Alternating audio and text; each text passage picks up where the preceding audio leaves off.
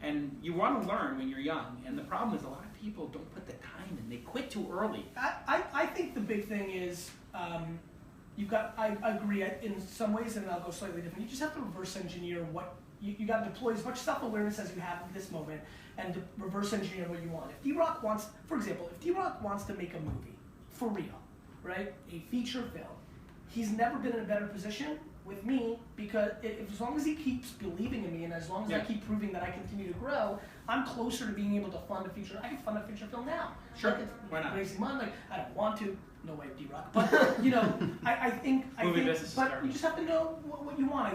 I think that my career advice, Mano, to you, to D-Rock, to India, to Tyler, to Andy, to Jason, to myself, is know what you want and put yourself in the best position to succeed to get there. But be careful, because the thing right in front of you is normally not the thing that's actually going to get you to the best position to actually get what you want. There you go. India. But you're in the game. That's important. Yes. Crazy video. Crazy video? Here we go. Crazy from Zeke. A minute 44. Hey,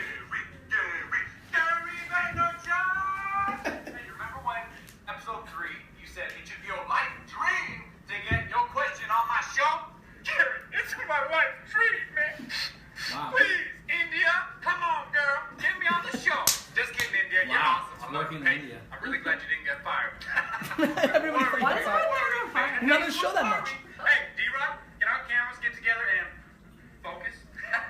That's it, coming from you from Valparaiso, Indiana, cornfields and everything. Oh, This is God, so help me. done. I need a mount. Somebody give me a mount. I'm a personal trainer and a lifestyle manager. Ooh, that's a new one. Lifestyle manager. Ooh, what does that even mean? I'll tell you, but let's just get to the question, okay? No, but really, I love what you're saying about self-awareness. It's one of the number one things I talk to my clients about. One of the number one things that has changed my life for the better in so many different ways. The shoe shall But make you free.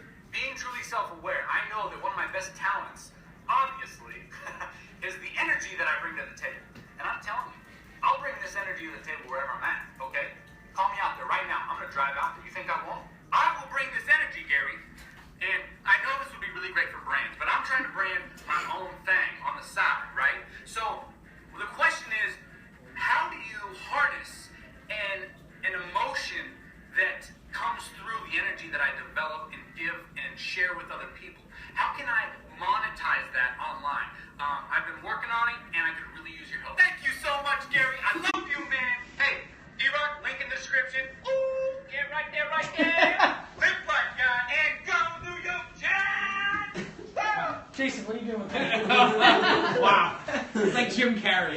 He's really, that's really got some interesting charisma. What do you think? How does he monetize all that energy? Well, here's the thing. We both know online is a great way to get attention. It's a little bit challenging sometimes to monetize. Obviously, the CPMs are very low. It's hard to get to the brands. That's why big agencies like yours exist and other ones around town. They have the brand relationships. So there'll be some opportunity to join these networks of stars. You know about those. Yep. And that's a fine way to do it. But I think building your brand online and then increasing your prices offline. So if he's a trainer and he's got 5 clients and they're all paying $50 an hour, what I always find is people are afraid to raise their prices and lose clients, right? So if he keeps growing and he's that good, you know, he should be able to raise double his price, then double your price, then double your price. And, you know, maybe have 5 people who are paying $400 a session or that kind of thing. So be good at whatever your skill is and then keep raising your price. Products, services, content. Yeah. There's only 4 to 5 things that one can do to monetize. Yeah. You've got great energy, you get intention, you build a base, and then you could do a lot of different things. You could sell them stuff. Sure. Right? Make a product. Equipment. Yep. You can sell a t-shirt, like you can sell them a physical thing. Yeah. You can create a service. If you train people and it's $50 an hour, then it's 100, then it's 200. You can be in a place where you as a personality gets monetized. You sign a book deal, you sell a lot of it. You speak for $100, then $1,000, then $5,000. You create a scalable content play. You put out something that is, you know, you put your classes on Udemy and all these kind of things, Creative Collective and things like that. So you and I can give you like a lot of things, but like the truth is there's only like 5 or 6 things. It's that always are out the there. rookie mistake when I talk to somebody and say, what's your business model? And they say, well, it's going to be advertising and subscriptions, and then we're going to sell things, and then we're going to sell the data. And they list 18 things, and it's like, whoa, whoa, whoa, whoa, whoa. The great companies, Uber, take a percentage. Tumblr, advertising. Google, ad network, right? It's very rare that you see even a big company, Apple, selling hardware, goes into a second or third business line. You have to pick one and master it. And just master it, because you know how hard it is to get advertising and content to work. You have to be the #1 person in your category, and you have to have very tight relationships, and you have to deliver for those advertisers. On a product basis, people who are making great products and selling them at a high profit like Apple, man, it's hard to compete against people like that. You have to be exceptional in this day and age. The other thing for a lot of you that are watching that I think will be valuable is try to do everything. Give a free speech, create a content ebook, go try to get a publishing deal. Like, try different things. And see which one's popular. Yeah, see and which one you enjoy. Yeah, I think That's so. critical too, because if you don't enjoy being in the service business and having customers, like, you can't do it because you're gonna hate your customers. All my tech friends, as you like, Yeah. you know, like from what I came from, they're like, you like this? Like, you like having them? I'm like, brutal. I like it because I know what it's building for me long term. Yeah. But it's, you know, like, nobody in tech wants the unscalable nature of Of a this. service business. Nobody. No. Nobody. But if you look at it, you have real clients. And look at the knowledge you're getting. Like, you have all these millennials out here, and like, they're different, aren't they? I don't They're think different. so. They think different I than don't- Gen Xers. You know what? I think that's a popular conversation. I think people are pretty basic. Do they? Yeah. Like, yeah, I think that they have the same tried and true things, which is they have some balance of their wants and needs. I just think that they have more power. They do. They have more power because the world has gone in their favor. They're 20-something in a time where 20-somethings are respected by 40, 50, and 60-somethings around business because business is being done here. And Do they know look at that. you? Do you get the sense when they're looking at you that they're like, I could be him and I could do what he does? I hope not, because then they're fucking stupid. Yeah. I think they're looking. I think I'm looking around the room. I think a lot of them are like, I could be in charge. You know what's funny? I hope they feel that way, but it won't happen. It takes time. All right, India, let's go. What's up, Gary and team? Hadi Yusuf here. Off of your inspiration, I started vlogging my startup journey. I've been interacting with online communities like the Great Vayner Nation and just making sure that I'm putting out good content. But aside from patience and thinking about the long game, what are some things that someone like me should be doing to grow his audience? Thanks a lot. So I think one thing that stands out for me, and then you'll jump in, Jason, is I think more real life stuff, like every meetup. Sure. Like, Jason, you might remember this. When I first got, I mean, it's really fun to get your perspective on this. When I first came into the ecosystem, I was pouring wine at a Jaiku Leo Laporte meetup. Yeah. You were the wine guy. Yeah. I mean, I was. People were like, who's that guy? I was He's the wine service. guy. I was the help. Basically, I mean, I didn't want to say it, but it's kind of true. And so like. They're like, we need wine here. And Who's that wine guy? And meanwhile, I had the biggest business in the room.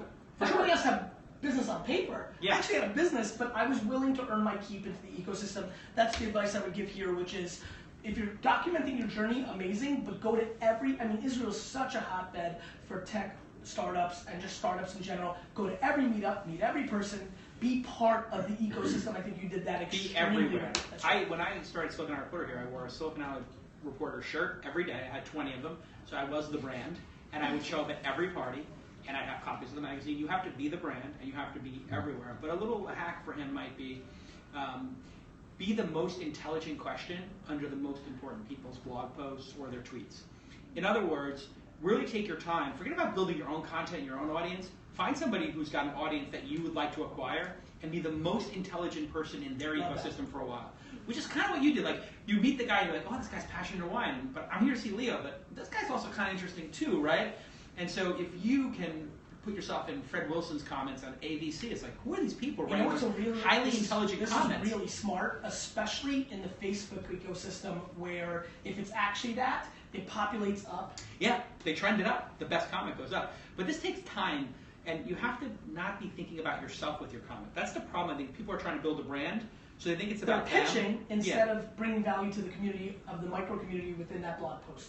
Correct. Yep. What is the topic we're talking Yep. about, and how do you say something highly intelligent And to you, and further the conversation? And to you, because you don't come from 20 years of experience, 30 years of experience, you need to put your lens on it. By the way, there's a lot more people reading comments on those blogs that are just like you, entrepreneurs that are trying to make it, Yeah. than us reading it. We're And not so, reading comments. so you saying, here's my perspective, from an Israeli-led startup that, from a 23-year-old's perspective, you'll get a lot of juice from that. You need to own it. There's way too many people trying to fake the funk right now that they're so genius business people and they have no experience under their fingernails. There's nothing more, like, I think, appealing than somebody who's a young entrepreneur saying, I really don't understand how this works. Can somebody explain it to me or help me because I really would like to be successful? People will come out and help you. 100%. I find If you deploy the humility and don't fake it. Yeah, there's no reason to fake it. Like, go on to Well, Quora and ask the and by question. the way, I've been there. Like when you're not there yet, you kind of I used to say yes and this, and it was just not smart. I should have said, please tell me in this amount. I would have got there faster. In my meetings, anytime a word comes up that I don't know, I say, what does that mean? In a business meeting? And I wouldn't even have meetings then because I'm terrible at like vocab. no, but when you have a like pitch and then somebody's like, oh, do you know about this? And I'm like, what is that?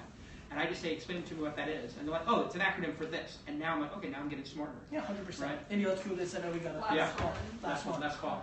David. Whoa, David's in a suit. Hey, this is David Villa in Tampa, Florida. I'm the CEO of IPD. And hey, Gary, I got a question for you. How do you deal with the sacred cow or the top performer in your business that generates a ton of business, but it's toxic to your company culture? For instance, we service dealerships, all the country, Fired. hundreds of dealerships. Fired. I notice, especially in Fired, car David. dealerships, So there let can me- be a does he have person, anything else? a woman who's a top producer that Elliot just and I blows thought out you were when it gonna comes say to that. sales. Fired. They're a 30 car, Even before you 40 car finish, right? salesperson, but they don't Good follow guess. through. Earlier That Fired. makes it impossible. In my opinion, Fired. it makes it impossible, Fired. Yeah. very difficult. It's Fired. fired, yeah. I mean, It's fired. And I just Life is short, and It's not even about like living your best life and life is short. It's you lose. Like you Yeah. lose. Like you're just gonna cap out. It's like math-based marketing. Eventually you run out of time. And like you can only extract so much. You know what? It's like, you have someone like J.R. Smith on your team, and like he's eventually going to implode and cost you a championship. Well, Right? Like, you gotta be careful with some of that talent. No, J.R. Smith as the number one on that team. Yeah. When the top performer is toxic, you are finished. It's game over, yeah. The other thing, by They the will way, screw it is up. you have to be the top performer. Like to me, that is the number one thing that I've always loved about my businesses, which is like, I don't know, I just don't rely on anybody else. Like, I could never imagine running a business that I would sit there and say, if D-Rock quits. He's scared. He's scared of that guy quitting because he's the top salesperson. 100%. That's why I can see the fear in his eyes. Because if he 100%. wasn't, he'd be like, well, I'll just do the sales. and You I'll wouldn't be the even ask top that performer." question. Yeah. By the way, in a car salesman world, there's a billion great car salesmen. By the way, in the comment section, if you're a tremendous car salesman and up for moving, leave a comment. Absolutely. All right, Chase, you get to ask the question of the day. Any question you want, great focus group of hundreds, if not thousands of answers inside of Facebook and YouTube.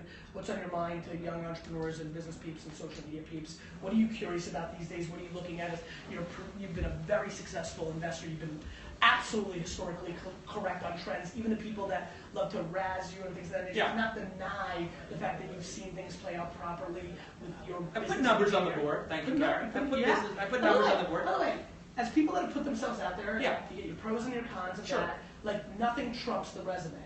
Having Yeah. wins helps. Well, the It's thing on is, cover. as I tell people, when they criticize me, whatever, I'm like, listen, I'm just the guy who got lucky 8 times. Right. And they're like, just 8 times. But, like, at a certain point, if you just keep hustling and you have one of those wins every And 3 is that, years. by the way, is that number really 3 or 4? And you've made like, is it really like? I'm actually. There's some you don't I'm know genuine- about. Like, so for example, Please. I'm an LP in a fund. Yes. That fund, Saka. I can't say which one it was, not Saka, but it was in that stock certificate up there, Got it. and Yeah. it was in WhatsApp. Yeah. And I just got a call one day, and they're like, by the way, you have these 2 huge wins. And I was like, I didn't know I had those wins, but somebody made those get it. investments on my app, right? So those things happen. I just sold my book, and I'm doing a book on angel investing, and Hollis Look, Hollis, I from know. Harper is doing it. Just so you That's know, your person.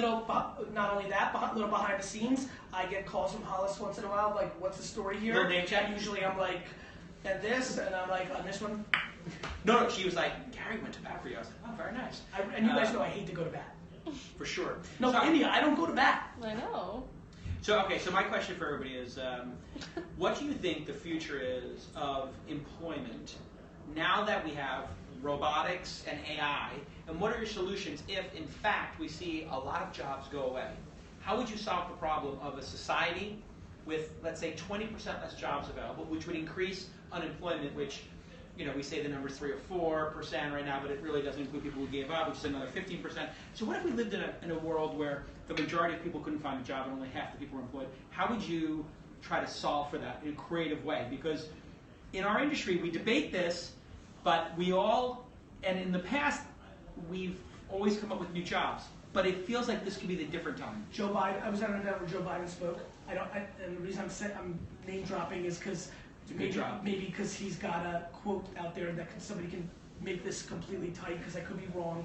I don't remember if he said it's the #1 job in America or the #1 job. Now I'm recalling for people that do not have a college degree.